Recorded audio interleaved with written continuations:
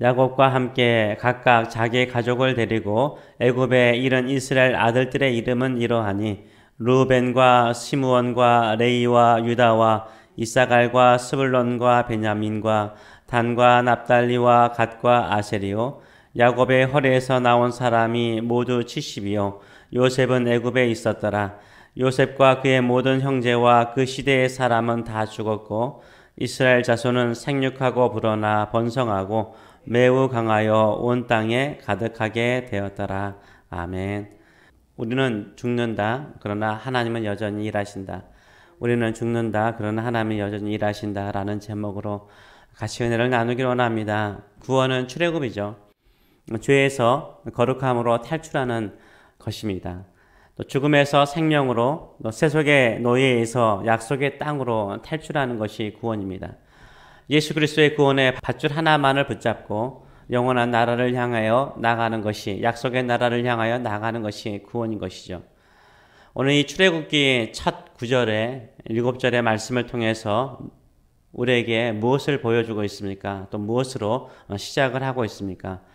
두 가지로 시작하고 있습니다. 첫째는 사람은 죽는다. 그러나 하나님의 약속은 죽지 않는다라는 것을 보여주고요. 둘째로는 사람은 죽는다. 그러나 하나님은 약속을 성취하여 나가시는 것을 보여주고 있습니다.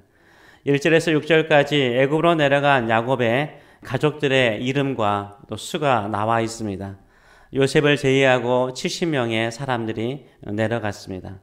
이 모든 사람들은 죽지 않고 애굽에서 영원히 살면서 번성하였습니까? 아닙니다. 6절의 말씀을 보게 되면 요셉과 그의 모든 형제와 그 시대의 사람은 다 죽었다라고 말하고 있습니다. 야곱도 죽었습니다. 믿음의 사람 요셉도 죽었습니다. 야곱의 12 아들들도 죽었습니다. 또 그 시대에 살아있었던 모든 사람들이 다 죽었습니다. 다 죽었습니다. 이들이 다 죽었는데 무슨 일이 일어났습니까? 7절의 말씀을 보게 되면 이스라엘 자손은 생육하고 불어나 번성하고 매우 강하여 온 땅에 가득하게 되었다라고 말하고 있습니다. 그들의 후손들은 생육하고 번성하였고 불어났고 매우 강하게 되었고 온 땅에 가득할 정도로 많아졌습니다. 그들의 조상들은 죽었지만 후손들은 생육하고 불어나고 번성하고 땅에 충만하게 되었다라고 말하고 있습니다.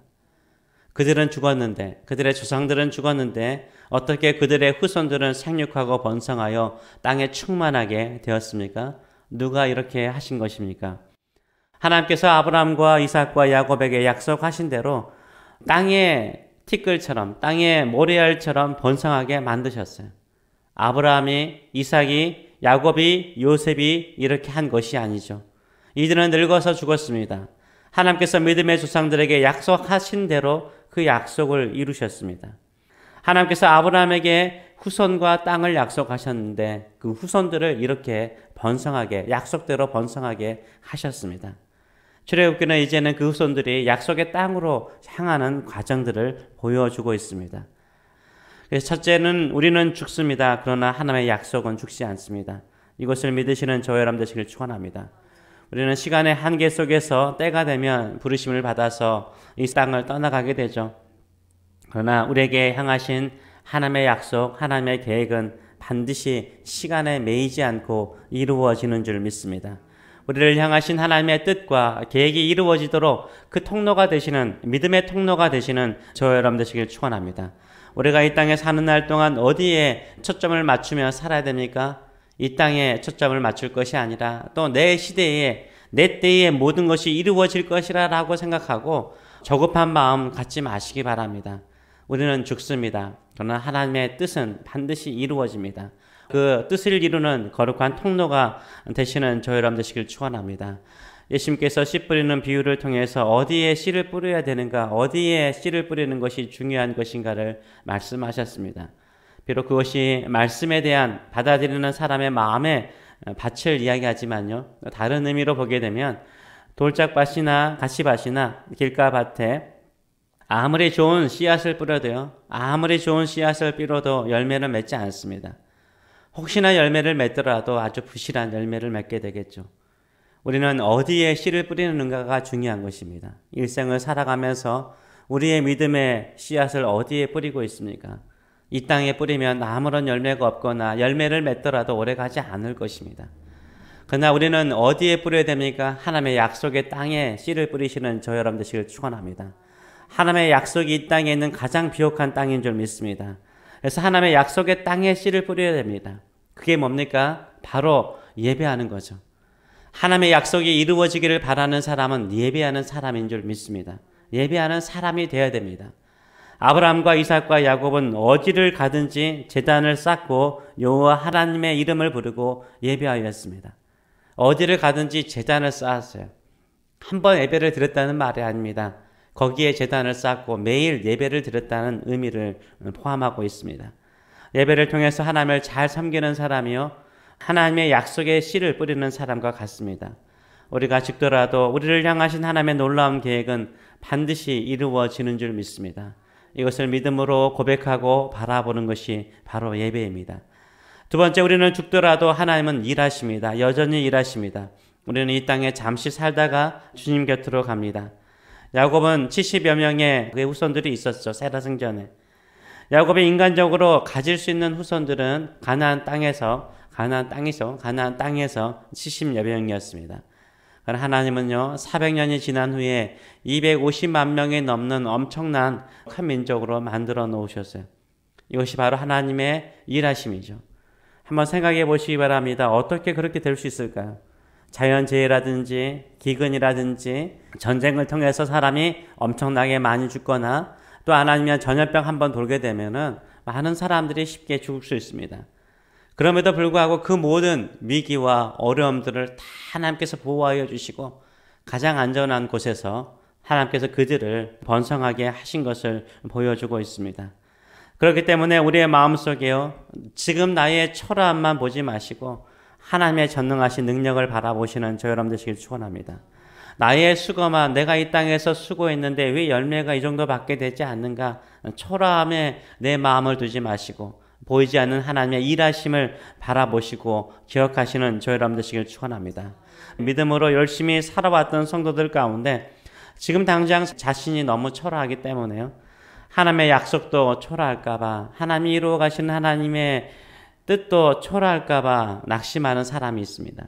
또 경제적으로 늘 쪼들리고 자녀들은 여전히 본인의 생각대로 열리지 않고 몸은 점점 약해져 가고 또 병들어가고 또 교회에서 서야 할 자리는 좁아지고 이룬 일들은 별로 없을 때, 그렇게 열심히 기도하고 예배하고 헌신하며 살아왔음에도 불구하고 지금의 나의 모습에 실망하거나 낙심하는 분들이 가끔 있습니다. 이렇게 초라하게 내 인생을 마치나 주님 곁으로 가나 라고 낙심하지 마시고 실망하지 마시기 바랍니다. 우리는 우리에게 주어진 인생의 한 과정을 마치고 주님의 곁에 갈지라도 하나님은 반드시 살아계신 하나님, 역사하신 하나님께서는 하나님의 약속을 반드시 이루어 가는 줄 믿습니다. 이것을 믿고 주만 바라보고 주를 찬송하며 믿음으로 살아가시는 저 여러분 되시길 축원합니다. 기도도 마찬가지입니다. 우리가 새벽에 기도할 때마다 나는 이렇게 열심히 기도하는데 하나님의 일하심이, 내 주변에 하나님의 일하심이 보이지 않습니까? 라고 낙심이 될 때가 있습니까? 하나님께서 일하지 않으시기 때문에 보이지 않는 것이 아닙니다. 왜냐하면 하나님께서 우리 눈에 보이지 않도록 크게 일하시기 때문에 우리 육신의 눈에 보이지 않는 거예요. 아멘. 너무나 크게 일하시기 때문에 우리 눈에 보이지 않는 거예요. 내 눈에 보이지 않도록 크게 일하시는 하나님의 전능하신 섭리와 계획을 믿고 나아가시는 저 여러분 되시길 축원합니다. 우리가 미래를 보지 못하는 것처럼 우리 눈에는 보이지 않지만 하나님은 멀리 바라보시고 지금도 일하시는 줄 믿습니다. 그렇기 때문에 하나님의 약속의 땅에 깊이 믿음의 뿌리를 내리시고 살아가시는 저 여러분 되시길 축원합니다. 이것이 바로 출애굽기의 시작이요, 하나님의 열심, 하나님의 일하심, 하나님의 놀라운 전능하심을 경험하는 시작이 될 줄 믿습니다. 기도하겠습니다. 살아계신 하나님 아버지, 믿음의 사람들은 죽었습니다. 그러나 하나님의 약속은 이루어가고 있었고 또 이루어지는 것을 오늘도 봅니다. 하나님께서 일하시고 또 그 일하신 열심이 우리의 믿음의 통로를 통해서 이루어지는 줄 믿습니다. 오늘도 제단을 쌓듯이 예배하며 주 앞에 나갑니다. 우리는 죽더라도 하나님의 약속은 반드시 이루어지고 우리는 이 땅을 떠날지라도 하나님은 이 땅에 하나님의 열심과 하나님의 일하심을 통해서 전능하신 능력을 통해서 크신 일들을 이루어 가시는 줄 믿습니다.